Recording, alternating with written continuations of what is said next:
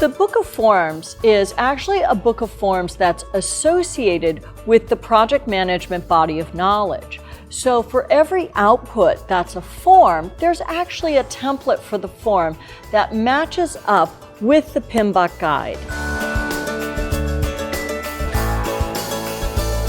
One of the things that was really neat is just a couple days ago, somebody came up to me and they said, well, you know, PMI is updating the PMBOK guide, which is our standard for project management, and we're updating it to the 5th edition. And gosh, wouldn't it be great if there were some templates that could help us take the information that's in the PMBOK guide and really help us apply it on a day-to-day basis?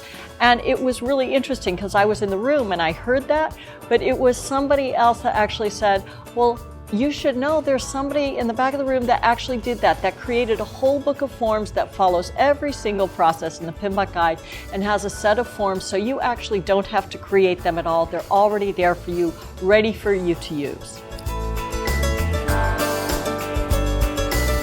I put together the user's manual for the PMBOK guide because I really wanted to give practitioners a more simple and a more easy way to understand what the content was in the PMBOK guide.